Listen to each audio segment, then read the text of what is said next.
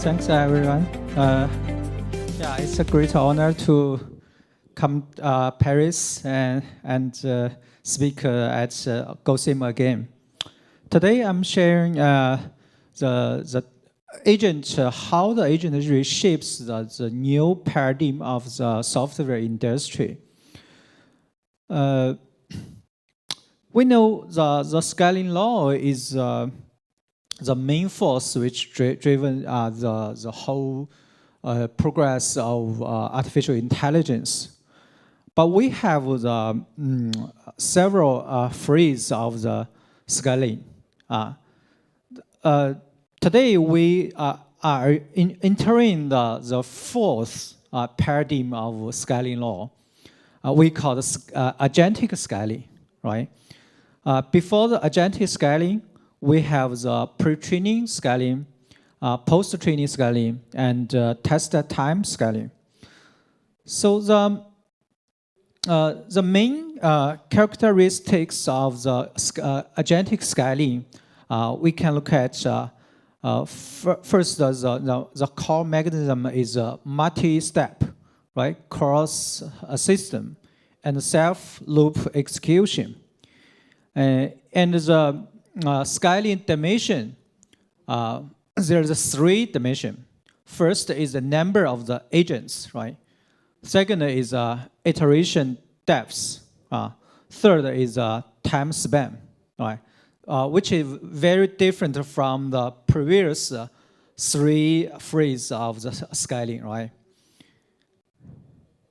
Okay, I'm sure everybody know about the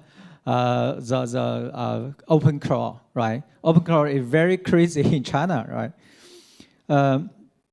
But I think open crawl's phenomena reflects the agentic scaling phrase, right? So let's talk about the agents and the software. Every generation of technology revolution brings the dual disruption to developers. First, it disrupts the form of our applications. That means what to do, right? Second, it disrupts the way of our development methodologies. That means how to do, right? So let's see how the agents bring, how is the change the agent brings to software from the two sides, right? If we first look at the history, the internet revolutionary, right? Internet brings the new kind of application that is a web, right? It's HTML, CSS, JS, right? And it also brings a new methodology of development paradigm, right? It's a cloud native. So how about the agent? How about the AI? AI brings the new kind of the form of the application, right? It's agents, like OpenClaw, like Hermes, like Manners, or whatever, yeah. And it also brings a new methodology of development. We call it AI native development, software development, right? So let's first talk about how the agent changes the software application paradigm. There is three key elements. First is user interface. If you use OpenClaw or some other agents, you will feel the user interaction is totally different, right? Because the agents replace the traditional software as a primary interface for our human and machine interaction, right? And then the traditional software will move downstream, becoming the tools invoked by agents. That means downstream tools. The third is we need to redesign the software for agents, not for humans, right? Traditionally, we design the software for humans. So in this case, the CLI is more agent-friendly than GUI, graphic user interface. So we need the design refactoring, right? The agent will refactor the whole bunch of the interaction. In this picture, we can say in the future, the users will interact with the agent platform via the different devices, the phone, the glass, the watch, the car, maybe, etc. Right? And the agent platform will invoke some other agents. Where agent web utilize some protocol like A2A, right? And it also can call the traditional software or web service with the CLI or MCP protocol. So and we say design software for agents, not for humans. There's three key elements. First is tools. We need to build the tools for agents, the execution chain, right? Second is we need to develop the task-specific skills. Skills is very popular today, right? It means job description and the SOP and plus the toolkit, right? And we also need an environment. We need to build or create an appropriate environment for agents, right? With some appropriate the rich permissions, right? So environment plus, equals means system plus permissions. Right? Let's talk about the evolution of the software in agent era. Traditionally, we design the software for reuse, right? Reuse somehow is the first principle in software design philosophy, right? But agents change that, right? We can say some new kinds of software. Here I call it instant software and elastic software. Let's first talk about the instant software. Instant software means instantly generated by agents and disposable after use. No need to reuse, right? So, although you can reuse, but in many scenarios, reuse is not necessary, right? And the instance software plus traditional software, we can get some the middle state software we call the elastic software. That means we have a stable core plus the elastic extensions. We can compare the three software paradigms. They have different characteristics. For example, the reuse form in instance software, the most important reuse is skills, not source codes, right? And the software engineering is different. And the most important is capability binding time is different, right? In instance software, we develop the capability in the runtime, not in the development time. But in traditional software, in the development phase, we decide almost all the capabilities, right?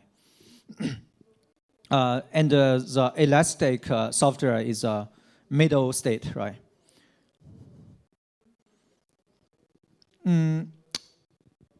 If we we think from the traditional software philosophy. Somehow you cannot understand the instant software is a is a new trend. But if we look back to the whole history of technology revolution, we can find the key characteristics of the disruptive innovation. The three characteristics: massive, personalized, low cost, right? For example, in 1995, right? Web programming is coming, but many traditional software engineers don't think the web programming as formal software engineering, right? Because the HTML, JS is kind of naive script programming, right? But finally, we find that the web software is most successful software form, and creates the largest commercial value for the whole industry. So from that story, we can get the web programming also has these three characteristics: massive, personalized, and low cost. And nowadays, AI make instance software a reality. So in the second part, I will talk about how the agent changes software development paradigm. From the beginning, we are very familiar with manually programming, right? And now the AI agentic coding is becoming more popular and popular, right? The Singularity Research released the maturity model we call the AI native software development maturity model in last month in China. And today, I also release we release the English version. We call the SM. SM means AI native software development maturity model. We have released the white paper. You guys can go to the both to get a free copy of the SM white paper. The SM model. In the SM model, we talk about mostly about how the software engineering teams to adapt the different skills, methodologies to develop the new kinds of the software and utilize the new methodologies. So in the SM model, we have 5 stages of maturity, from level 1 to level 5. Now, most of the teams are in the level 3, and a few of the teams are entering the level 4, the autonomous agents. And we also have 5 elements, key elements, in the matrix. You can see the matrix in this white paper. Maybe this is not so clear, but we have 5 levels and 5 key elements. Okay. Five key elements: AI, software infra, knowledge engineering. Third is process tools. Fourth is organization and talents. Fifth is governance and security. From the level 3 to the level 4, the agent Sagini to the autonomous agents. The key difference is in the level 3, we call the human in the loop, in the agent and human synergy loop, right? But in the level 4, we call it human out of the loop. So that we can get the autonomous agents. And talk about the harness engineering. From the beginning, the large language model, we utilize the prompt engineering, right? And then context engineering. Nowadays, we should utilize the harness engineering to develop the agentic software, right? Harness engineering focuses on how to build a closed loop system to enable the agent to perform the tasks, right? So there's three core elements of harness engineering. First is know. Second is action. Third is feedback. Know means we should have the context. We should have memory, skills. And the action is we should have the tools, the info and the abstraction. The feedback, we need the evaluation and validation, and debugging and correction, checking, observabilities. And harness engineering is also evolving very fast, right? From open cloud, mostly is about the manual orchestration, right? And nowadays, we see there's a new trend like AI assistant harness engineering, like in the Hamas agent. So agent can build some parts of the harness engineering. Then the next phase, maybe the half of this year, second half of this year, harness agent can do all of the harness engineering. We call it autonomous optimization. In the auto harness paper, you can get that clue, right? So the cloud computing is also facing the deep restructuring, right? From the S to the token infrastructure, from the PaaS to the mass plus agent runtime, from the SaaS to the agentic agent as a service, we call it IaaS. Because time is limit, so I speed up my lecture. So in the last part, I will spend maybe 3 minutes to talk about 12 frontier trends of AI industry transformation. It is also described very detailed in our white paper, SM white paper. So we talk about in the 3 categories. First category is application paradigm. We call the natural language interaction reshapes the new software forms.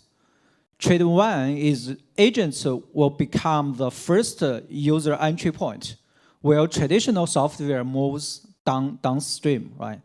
The trend 2 is a generative UI, we call Gen UI, will create a more personalized user interface experience. Trend 3, is agents refactor the internet from a traditional information network into an action network, right? The trend 4 is natural language plus the agent-centric networks will become the human-machine interface layer across different devices.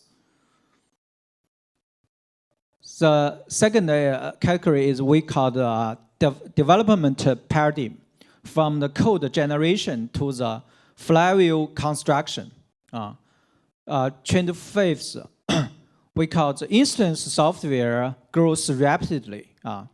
Will elastic software reach the engineering maturity, right? The number 6, harness motor from the manual configuration to the AI assistant generation to automated optimization. The trend 7, development tools and infrastructure become agent native, not human centric, right?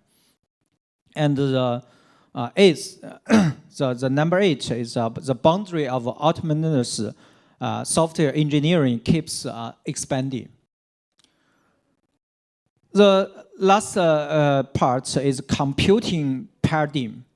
Token is restructuring the AI info, right? So the trend, the number 9, we call the deep restructuring from the cloud service model from as PaaS SaaS to the token factory, MES, and S. The trend number 10, token economics becomes infrastructure engineering, not just the application layer hacking, right? The trend 11, pooling hierarchic and elastic scaling of the inference computing. The trend 12, we call the edge cloud collaborative architectures will reach engineering maturity. All of these trends are described in detail in our SM white paper. Okay, so time is up. It's my lecture. Hope can give us some inspirations and some new thinking. Thank you.